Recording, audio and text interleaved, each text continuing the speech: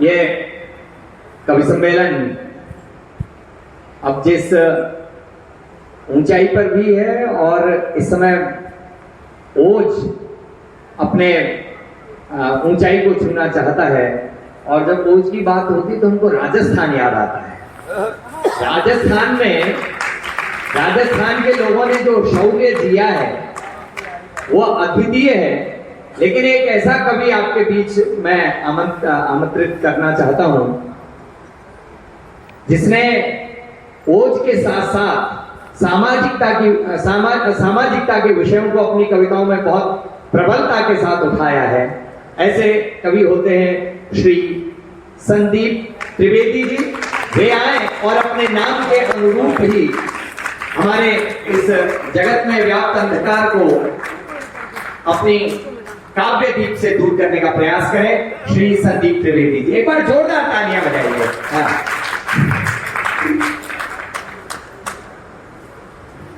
इसको कहते हैं जोरदार तालियां।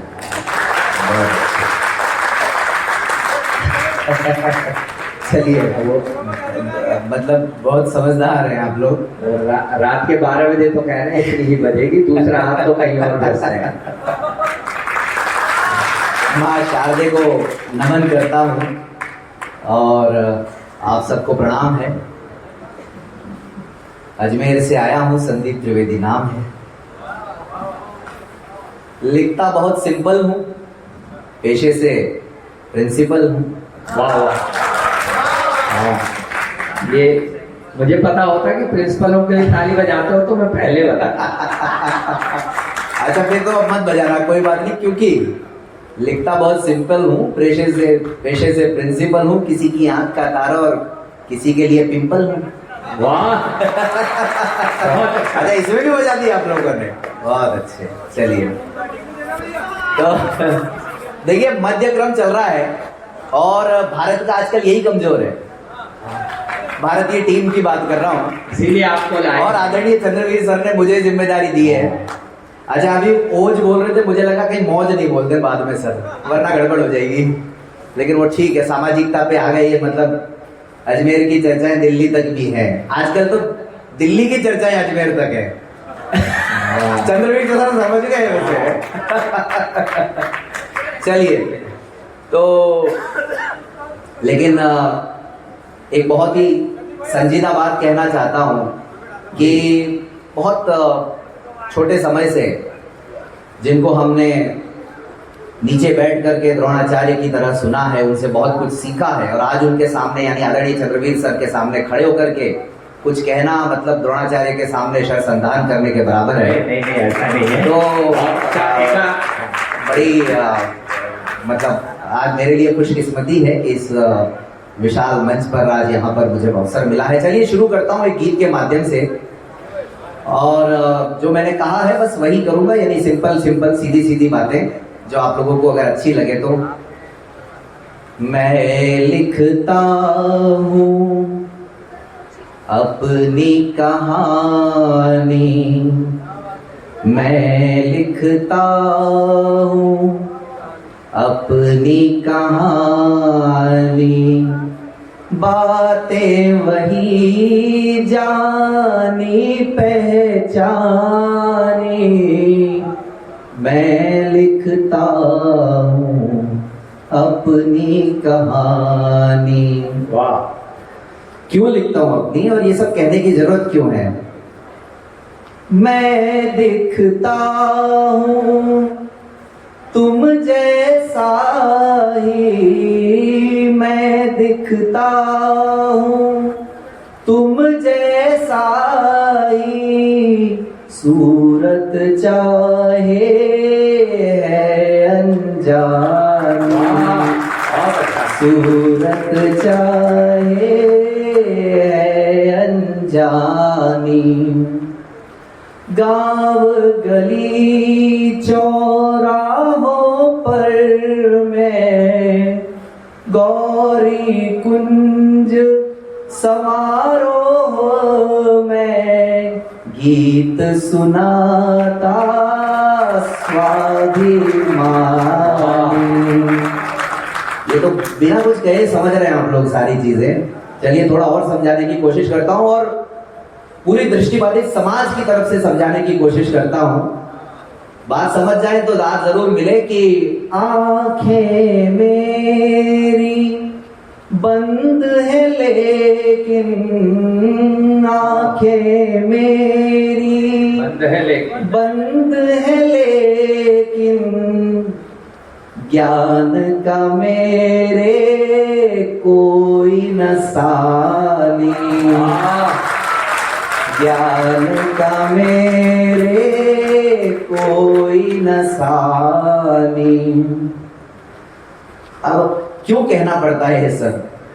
जो दिखता है वो बिकता है, जो दिखता है वो बिकता है, इस दुनिया की रीत पुरानी, इस दुनिया की रीत पुरानी। मतलब थोड़ा हमें भी देख लिया करो, कहना यही चाह रहा हूं। कितनी भी बाधाएं आए, कितनी भी अच्छा देखिए क्या हुआ कि मतलब जो इंदौर से खंडवा तक का रास्ता था, मतलब बाधाएं मुझे याद क्यों आया, और स्पेशली नंदराम जी को बता रहा हूं कि उस रास्ते में तो भाई साहब तन मन और पता नहीं क्या क्या डोल रहा था। अच्छा पता नहीं सौभाग्य कहूं दुर्भाग्य कहूं, मैंने सोचा यार पता नहीं कोई ताली वाली अपने लिए बजाएगा नहीं बजाएगा तो श्रोता साथ ही ले चलो। इंदौर से विनोद जी को ले लिया, विनोद गढ़वाल जी को। रास्ते में नर्मदा नदी है, पूछे क्या हुआ संदीप भाई? अरे मैंने कहा कुछ नहीं यार बड़ा परेशान हूं, तो मतलब ऐसा लग रहा भगवान उठा ले। तो बोले कि नर्मदा नदी आ गई है संदीप भाई। मैंने कहा यार ये तो मतलब गलती तो नहीं करती इनको ला करके कहीं। अच्छा उसी समय याद आया, ये हमारे उपाध्याय जी बैठे हैं शिवशंकर जी, बिहार से आते हैं, इनकी यहाँ की एक लड़की है नया सिंह राठौड़, उसने लिखा भी जिंदगी में झंडवा फिर भी घमंडवा और गिरते पड़ते आखिरकार। मुझे याद आया कि हम पहुंच गए खंडवा। जिंदगी में झंडवा फिर भी घमंडवा और गिरते पिटते हम पहुंच ही गए खंडवा। अच्छा ये गाड़ी वाली बात तो बतानी इसलिए जरूर थी कि नंदराम जी ध्यान रखें, बाकी कोई रखे या ना रखे। ये बात ये टिकट की पर्ची लेके घूम, अरे ये टिकट मांग रहे थे ग्रुप में। मैंने कहा यार क्या दूं इनको मैंने कहा चलो वही बोल देंगे। चलिए खैर, तो कितनी भी बाधाएं आए मैंने कभी भी हार न मान। ये पूरे संपूर्ण दृष्टि बाधित समाज की तरफ से कह रहा हूं आप सबको, अपने लिए नहीं। बस इतनी सी बात समझ लो, बस इतनी सी बात समझ लो, समझ जाओ तो बताना। करना मत मुझ पर मेहरबानी, करना मत मुझ पर मेहरबानी। ये रजनीश अभी बड़ी मंजली की बातें कर रहे थे, इनको बता दूं मतलब चंद्रवीर सर से तो हम छोटे लेकिन इनसे तो बड़े ही हैं कम से कम। ये बात और अनुभव मतलब इन दोनों के बीच में हूं मैं, तो इसका इसलिए अनुभव भी ज्यादा आपका ही होगा। हमने मोहब्बत करी मंचली से, हमने मोहब्बत की मंचली से, बाद में निकली झांसी की रानी। तो ये समझाना बहुत जरूरी है इनको। चलिए, भूल न जाना मुझको तुम सब, भूल न जाना मुझको तुम सब, मेरी हकीकत मेरी जुबानी, मेरी हकीकत मेरी जुबानी। अब कविता समाप्त हो गई, तुम सबको है ताली। चलिए धन्यवाद। एक सर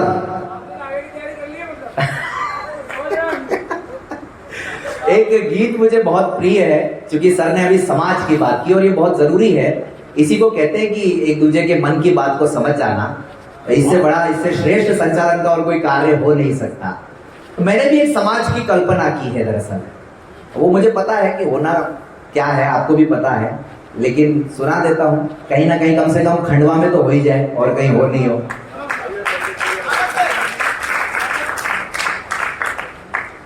जहां ऊंच नीच की बात न हो, जहां जाति धर्म पर घात न हो, जहां ऊंच नीच की बात न हो, जहां जाति धर्म पर घात न हो, जहां कोई भूखी रात न हो, जहां कोई भूखी रात न हो। और आपके मध्य प्रदेश के माध्यम से दिल्ली तक भी पहुंच जाए, हालांकि चंद्रवीर जी पहुंचा देंगे वैसे तो। जी जी। जहां कोई भूखी रात न हो, जहां सचमुच सबका साथ हो, जहां सभी सुरक्षित रहे मिले, जहां सभी सुरक्षित रहे मिले सब को सारे अधिकार। ऐसे समाज की कल्पना हम करते बारंबार, ऐसे समाज की कल्पना हम करते बारंबार। मुझे आपका तो पता नहीं, मगर हमारे अजमेर के लिए तो कहा जाता है कि बारूद के ढेर पर है। जहां हड़तालें और बंद न हो, जहां भेड़िए स्वच्छंद न हो, जहां हड़तालें और बंद न हो, इशारा समझ जाइएगा।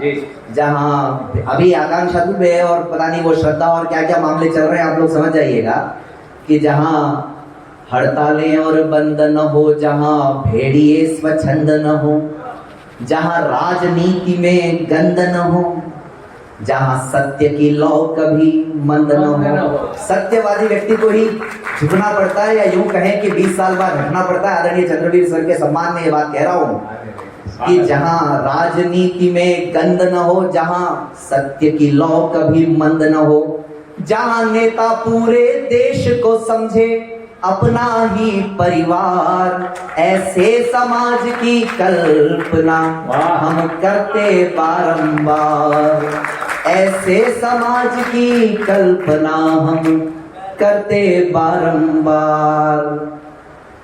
जहां भ्रष्टाचारी रोते हों, जहां कत्लेआम न होते हों, जहां सभी चैन से, अभी मत सो जाना, जहां सभी चैन से सोते हों, जहां सपने सभी संजोते हों, जहां हो आपस में भाईचारा, हो आपस में भाईचारा और सभी से प्यार। ऐसे समाज की कल्पना, समाज अच्छा नहीं लगा लगता आपको? ऐसे समाज की कल्पना हम करते बारंबार। जहां न्यायालय असहाय न हो, यहाँ पर कभी कभी जजों को भी प्रेस कॉन्फ्रेंस करनी पड़ती है। जहां न्यायालय असहाय न हो, जहां बेमतलब की राय न हो। अगली पंक्ति सुनिएगा और समझ जाएंगे आप लोग, कुछ साल पहले पहुंच जाएंगे। जहां चर्चा में बस चाय न हो, जहां राजनीति व्यवसाय न हो, जहां चर्चा में बस चाय न हो, जहां राजनीति व्यवसाय न हो। देखिए मतलब क्यों आवश्यकता पड़ती है, आपको तो बता दूं, आप लोगों का तो बड़ा मामला उल्टा पुल्टा है। हमारे यहाँ तो देखिए पूर्व मुख्यमंत्री और वर्तमान मुख्यमंत्री दोनों को एक साथ कोरोना हुआ। जनता बातें कर रही है कि मतलब क्या हो रहा है ये, और हमारे 5-5 साल में बदल जाते हैं। इससे तो सभी को वैसे ही पता ही है कि दोनों में दोस्ती है। अच्छा, लेकिन आप लोग हमसे ज्यादा महान है, ये मैं स्वीकार करता हूँ। 15 साल बाद आप लोगों ने नाथ को बिठाया, मतलब कमल को खिलाया, लेकिन कांग्रेस वालों को खुद को यकीन नहीं हुआ। थोड़े बहुत समय बाद इन्होंने कहा नहीं यार सचमुच ही कमल खिलाएंगे। मतलब इन्होंने कहा यार ये गड़बड़ हो गया यार, ये तो कमल खिला नहीं ढंग से। मतलब पता चला भाई साहब वो महाराज जी 28 को लेकर के शिवराज के साथ हो लिए। तो आप तो बहुत महान है, मतलब आप लोग तो क्या कहूँ मैं आप लोगों के बारे में। हमारे यहाँ ऐसा नहीं है, हमारे 5-5 साल में रिवाज बदल जाता है, इस बार का पता नहीं है। खैर तो जिनके यहाँ जो कमल वाला है वही हाथ वाले की सरकार बनाने के लिए गायब हो रहा है। जहाँ चर्चा में बस चाय न हो, जहाँ राजनीति व्यवसाय न हो, जहाँ प्रधान सेवक सचमुच समझे, जहाँ प्रधान सेवक सचमुच ही बन जाए चौकीदार, ऐसे समाज की कल्पना हम करते बारंबार। अच्छा क्या हो सकता है वो देखिए आप, हम बातें करते रह जाएं और चिड़िया खेत को चुग जाए, फिर हम पछताते रह जाएं और सरकारें आए जाएं, फिर हम पछताते रह जाएं और सरकारें आए जाएं। ये भारत माता चीख चीख, ये भारत माता चीख चीख हम सबको रही पुकार, ऐसे समाज की कल्पना हम करते बारंबार, ऐसे समाज की कल्पना हम करते बारंबार। देखिए ऐसा है, ये तो वैसे अंतिम बंद था कविता का, लेकिन एक और बंद सुना रहा हूं, और ये बंद पूरी तरह से सच्चे दिल से कह रहा हूं, आप सबको समर्पित है। अब वो मुझे नहीं पता आप लोग कितना इसको स्वीकार करेंगे या नहीं करेंगे। जहां ओंकारेश्वर धाम हो, जहां नर्मदा अभिराम हो, जहां ओंकारेश्वर धाम हो, जहां नर्मदा अभिराम हो, जहां हनुमंत्या स्थान हो, जहां लगा होमवर्क करके आया हूं, ऐसे नहीं आ गया हूं, यही तो किया है अजमेर से यहाँ तक गाड़ी में बैठ, दूसरी बार बता रहा हूँ नंदराम जी। जहाँ जी जहाँ हनुमंत्या स्थान, भाई देखो होमवर्क करके जाना चाहिए, मेरा तो ये मानना है। मैं तो चंद्रवीर जी तक के बारे में होमवर्क करके आया हूँ, आप क्या बात कर रहे हो। वाह वाह। जहाँ हनुमंत्या स्थान हो, जहाँ निमाड़ी विकास सा काम हो, अरे इसमें तो बजा देते सब लोग कम से कम। जहां निमाड़ी विकास मंच सा काम हो।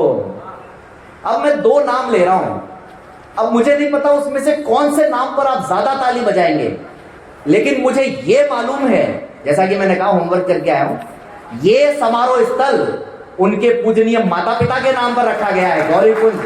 नाम समझ जाइएगा, अगर कहीं फिजाओं में वो हमारे आसपास हो तो आपकी तालियों से उनको जगाइएगा। जहां ओंकारेश्वर धाम हो, जहां नर्मदा अभिराम हो, जहां हनुमंत्या स्थान हो, जहां निमाड़ी विकास सा काम हो, जहां माखन लाल महान हुए हो, जहां माखन लाल महान हुए हो और किशोर कुमार, ऐसे समाज की कल्पना हम करते बारंबार, ऐसे समाज की कल्पना हम करते बारंबार, ऐसे शहर की कल्पना हम करते बारंबार। बहुत बहुत धन्यवाद, आप लोगों को बड़ी अच्छी लगी। अब आदरणीय चंद्रवीर सर जाने का कहें उससे पहले ही मैं बता दूं मेरी अंतिम कविता आज की। मैं एक बहुत मेरा प्रिय गीत है सर, धन्यवाद, एक बहुत मेरा प्रिय गीत है, और अभी आदरणीय इन्होंने अनुराग जी ने लाडो की बात की थी, लाडली की बात की थी, और आपके प्रदेश में तो जिसको पूछो उसके जुबान पे कभी लाडली लक्ष्मी, कभी लाडली बहन, कभी लाडली पता नहीं क्या, कभी मैं कहता हूँ कभी लाडो रानी भी हो जाए। पता नहीं शिवराज जी मतलब मामा जी उसका ध्यान क्यों नहीं रख रहे हैं, तो हो सकता है बहुत जल्द वो भी हो ही जाएगा। ये लाडली बहन भी किसी की लाडो तो होगी वैसे। ठीक है, मतलब काम हो गया। तो अब किसी को गलत फहमी नहीं रहे कि यार इतना सुंदर सा लड़का कहीं कवारा है, इसलिए बता दूं 11 वर्ष पहले मेरी शादी हुई। मतलब पहली बार ही हुई और आखिरी बार भी हुई। मतलब आप ये देखो 11 साल बाद भी शादी करके जो आदमी इतना जवान हो वो शादी को कैसे जी रहा हो। तो मतलब एक ही पत्नी है, तो दो किसकी है? और एक ही बिटिया है। संजीदा बात कह रहा हूं कि जब मेरी बिटिया हुई तो बस अनायास ही मेरे जैसे व्यक्ति के मन में, एक दृष्टिबाधित व्यक्ति के मन में, एक पिता के मन में क्या भाव हो सकते हैं, मैं वो भाव आप सबके बीच में रख करके अपना स्थान लूंगा। और ये कविता मेरी बहुत प्रिय है। मैं चाहूंगा कि आप लोग अच्छी बातों को इसमें जरूर समझेंगे तो सराहेंगे, ऐसा मैं उम्मीद करता हूँ। नहीं तो मैं विनोद जी को तो लाया ही हूँ। वो तो बजा ही नहीं। अच्छा तिवारी सर यहाँ से बोलिए साथ में। मैंने तो भाई साहब नंदराम जी को पकड़े, उनसे पहले मैंने कहा इनके भी बड़े वालों को पकड़ो। तो तिवारी सर को कल से आया हूँ, जब से साथ लेके ही घूम रहा हूँ। अच्छा हुआ क्या कि आने के बाद से अभी जब तक मंच पे नहीं आया तब तक बड़ा भ्रम था। मैं तो तिवारी सर को ये कह रहा था, सर मैं आया क्यों? आज नंदराम जी मिले दिन में, तो इनको बोलते हैं विनोद जी को, यार विनोद भाई जरा ध्यान रखना वो कभी लोग आने लगे। था उसी समय शैल भाई और अनुराग जी आए थे। मैंने कहा हम तो कल रात को ही आ गए, पता नहीं अपनी गिनती है भी कि नहीं है। तो ये तो जब यहाँ वो ये क्या नाम है विपिन भाई लेने आए तब कंफर्म हुआ कि हाँ ठीक है। फिर जूते उतरवाए इन्होंने। मैंने कहा मंच के पास ही उतर रहे हैं कि कहीं बाहर उतर रहे हैं? इन्होंने कहा नहीं स्टेज पास में ही है। मैंने कहा तब ठीक है। तो फिर यकीन हो गया। अच्छा फिर गड़बड़ ये और हो गई, उद्घोषक बना दिया उपाध्याय जी को। मैंने कहा नहीं तो गड़बड़ी गड़बड़ चल रही है हर जगह, चंद्रवीर जी कहाँ हैं? तो चलिए ये एक सारी हंसी मजाक मस्ती भरा माहौल है, आनंद में रहना चाहिए। क्योंकि मैं तो भाई साहब आनंद मिले या नहीं मिले हमेशा आनंद को अपने साथ ही रखता हूँ। मेरे ड्राइवर का नाम भी आनंद ही है। ये तीसरी बार बता रहा हूँ नंदराम जी। हाँ गीत पढ़िए। तो जी मैं गीत सुना रहा हूँ, अंतिम छोटा सा गीत है। मेरे घर गूंजी किलकारी, फूलों सी महकी फुलवारी। मेरे घर गूंजी किलकारी, फूलों सी महकी फुलवारी। उसकी एक हंसी पर मैंने अपनी सारी दुनिया वारी। उसकी एक हंसी पर मैं बिल्कुल नहीं कहूंगा आपसे दाद देने के लिए, आपको अच्छा लगे तो आप खुद ही दीजिएगा। उसकी एक हंसी पर मैंने अपनी सारी दुनिया वारी। कहते हैं उसकी आंखों में, कहते हैं उसकी आंखों में मेरी ही परछाई है। वो मेरे कर्मों का फल बनकर दुनिया में आई है। वो मेरे कर्मों का फल बनकर दुनिया में आई है। जब से उसने जन्म लिया है, बहुत ज्यादा समय नहीं लूंगा आपका। जब से उसने जन्म लिया है, घर खुशियों से भर दिया है। गुड़ियों खेल खिलौने से ही, कल्पना कीजिएगा, चित्र अपने दिमाग में बसाइएगा। गुड़ियों खेल खिलौने से ही छोटी सी उसकी दुनिया है। लेकिन मेरी तो दुनिया बस उसमें ही समाई है। वो मेरे कर्मों का फल बनकर दुनिया में आई है। नन्हे नन्हे हाथों में, उसकी मीठी बातों में, नन्हे नन्हे हाथों में, उसकी मीठी बातों में वक्त कट जाता है मेरा सुबह शाम और रातों में। वक्त कट जाता है मेरा सुबह शाम और रातों में। सचमुच ईश्वर ने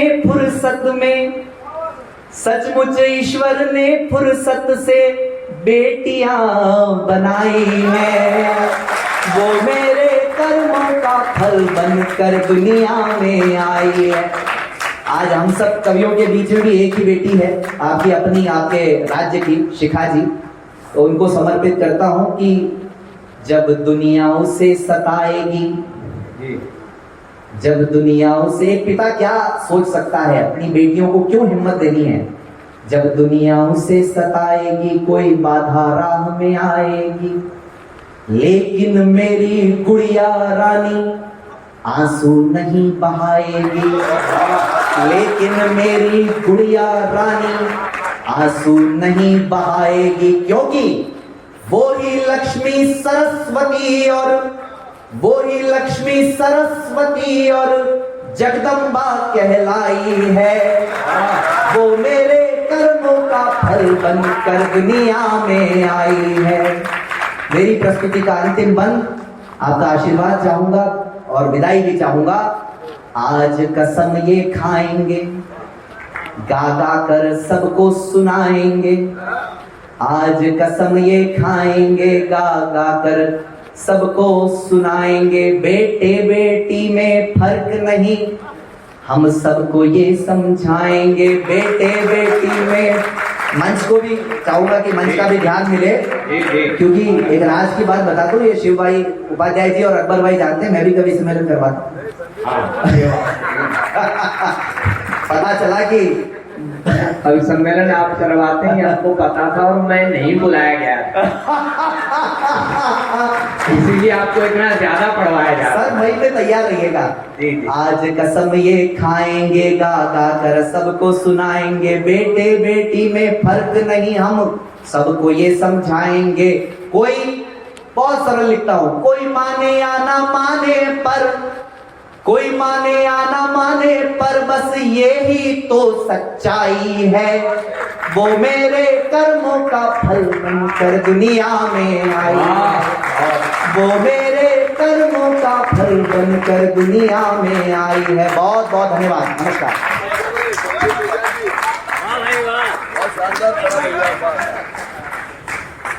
बढ़िया बढ़िया, धन्यवाद भाई साहब, वाह वाह वाह, बहुत अच्छा, बहुत लाजवाब। धन्यवाद भाई साहब। बहुत सुंदर कविता के साथ आपने अपना काव्य पाठ समाप्त किया और वास्तव में ये अद्भुत बात है।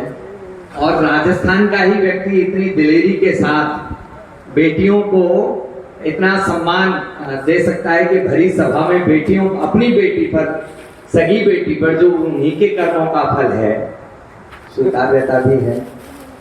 तो ये बहुत अच्छी बात है। एक बार जोरदार तालियां संदीप जी के सम्मान में बजा दीजिए। वतन की जो हालत सुनाने लगेंगे तो पत्थर भी आंसू बहाने लगेंगे। गंगा हो या अपनी बेटी हो, उसकी रक्षा के लिए आवश्यक है कि हम सब लोगों में आत्मीयत जगे। राजेंद्र राजा ने लिखा कि वतन की जो हालत सुनाने लगेंगे तो पत्थर भी आंसू बहाने लगेंगे। कहीं भीड़ में खो गई आत्मीयत, जिसे ढूंढने में जमाने लगेंगे, जिसे ढूंढने में जमाने लगेंगे। तो मित्रों, आइए अपने अंदर की आत्मीयत को ढूंढें और जैसी जैसी कल्पना त्रिवेदी जी ने की है, तुम तो अकेली ज्यादा इसलिए कर रहा हूं क्योंकि अगली बार कभी सम्मेलन में जाना है। वो जैसी जैसी कल्पना वो कर रहे हैं, हम सब लोग बेटियों को अपने पुत्र के बराबर ही समझें। बेटा बेशक सेना में जाए, हालांकि आजकल बेटियां भी जा रही हैं, लेकिन फिर भी हम सबको समझना चाहिए कि बेटियों को पौष्टिक आहार की पुत्रों से अधिक आवश्यकता है, क्योंकि पुत्र केवल एक परिवार का पोषण करता है और पुत्री दो परिवारों का। वाह वाह वाह वाह वाह, ये बात हम सबको ध्यान में रखनी चाहिए। मित्रों,